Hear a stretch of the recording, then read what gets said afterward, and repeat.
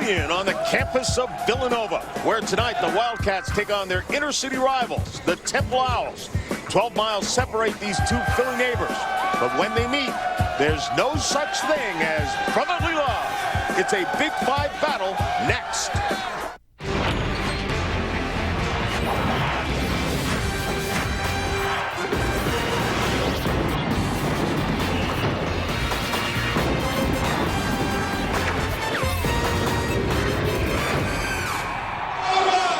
College basketball here on ESPN tonight from Philadelphia, where the Temple Owls take on the Villanova Wildcats in a Big Five matchup. Welcome inside the Pavilion. John Saunders alongside of LaFonso Ellis. LaFonso, when you were playing at Notre Dame and you had those big matchups against UCLA, a great rivalry. But how would you like it if your rival was in the same town? I'll tell you one thing, John. I wouldn't have any problem, nor anyone on our team, getting ready for a game like tonight. If you can't get up for an inner-city rivalry, you shouldn't play the game. All right, let's take it to one-on-one. And as we know, these two teams fight it out as rivals in Philadelphia. Next year, they'll fight it out as rivals in the same conference. Really interesting move. Temple want to really go out with a bang this year. They dominated the Atlantic 10 Conference, and it will be fitting for them to win it again here as they get ready to go to the Big East. Villanova, they've been very, very good in the past. Their guard plays down, but look for this team to have a period of resurgence, and it will start with a terrific point guard in Ryan Arcidiacono. This kid can really get out and pass it. He can shoot it from the outside. He missed this. As of recent days, this has Dirk Nowitzki and what he did in Dallas, helping leading them to a title. So underway here in the Big Five, and Villanova controls the tip. For Villanova, they like to run a lot of side ball screen action and looking for opportunities from three for Dan Hilliard. Hilliard right out of the gate buries the outside shot. He has such a great feel for the game, moves exceptionally well without the basketball. Lee with a drive, has his stuff back in his face, jump ball. Maurice Sutton has improved each and every year. He's worn a Villanova uniform in his senior season. Jay Wright decided to put him out there to honor him as a senior, and he does a great job of clogging the lane. He's coming off the bench the first few games. Khalif Wyatt from outside, and that's a three-pointer that's good. One of the... And here is the 85th meeting. As you see, Villanova with a slight lead. Being at home has been pretty key to this matchup, despite the fact that both.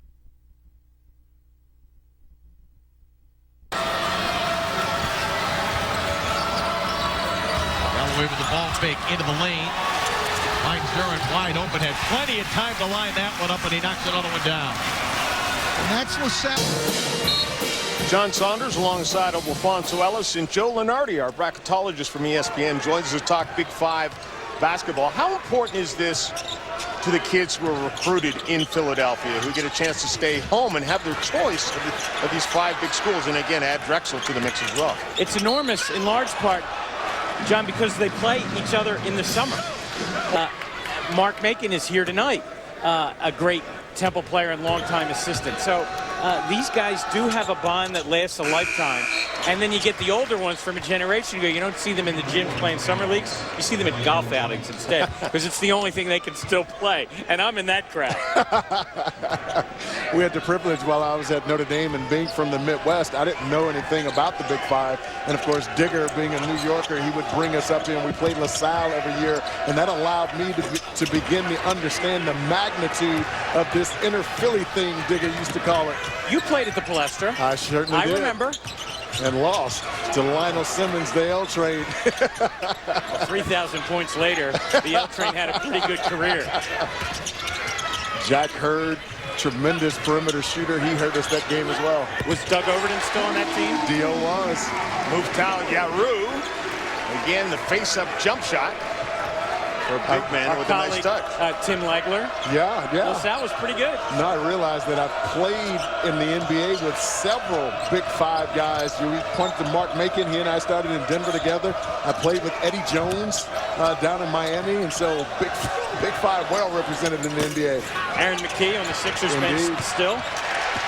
Ball comes right to Lee, and he lays that one in. There's been some great names And it's a round-robin format, and the team that wins most. It was interesting. I was talking to Fran Dunphy before, and he said, I hope Villanova gets really healthy and plays really well after tonight's game. And then he was reminded that their next game is against Penn. So he's like, well, maybe not. I don't mind them losing because, of course, him being a coach there as well, but also wanting that victory in the Big Five. You have to credit the coaches, Jay Wright in particular, for cherishing the Big Five round robin. You know, when a lot of his counterparts in the Big East are not necessarily scheduling that way. I mean, look at this week for the Wildcats. Temple here tonight at the Palestra Saturday night, Penn, then back here next Tuesday for St. Joseph's. And that's a big rivalry game, of course, on our air as well. And I think when Fran Dunphy goes to the Big East, and this is both a Big East and a Big Five game next year, it'll matter just as much because of the local nature than the national. Joey, speaking of that, St. Joe's had a big win against Notre Dame. We'll talk about that one after break. Historic Palestra in Philadelphia. LaSalle with a 14-13 lead over Penn State. Yes, indeed, the coach, Dan Van Gundy, is here. Only had to work a half on that aircraft carrier. No condensation here. So you're going to have to work the full ball game. And I know you don't mind it in this building where you had a little bit of experience when you coached at Fordham. My experience here wasn't good. I was an assistant to Nick Picardchuk at Fordham, 1987-88, back in the Lionel Simmons days, and Tim Legler. And we got beat by 25 in here. So tonight will be a lot more fun for me than that night was. Well, just those two guys you mentioned, Legler and in particular Lionel Simmons, I'm sure they did that to a lot of teams that year that came into Philadelphia. But how about this Penn State team? Ranked 336th in field goal percentage in Division I NCAA. And here is Patrick Chambers' team in one of these tough environments, and they've made 6 of their first 8 shots. Well, and I saw their Bucknell game, and they shot 16% in the first half. So they're off to a much better start tonight. You see, Penn State with the basketball, down by 3.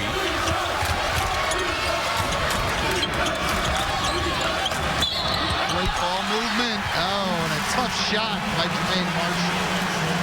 That'll count. He'll go to the line for the three-point opportunity. As the Temple Owls come up with the victory, outscoring Villanova 44-25 in the second half. Their defense was stout from the very beginning. They won the hustle game. They were able to knock down open shots, and their offensive execution in the half court was outstanding.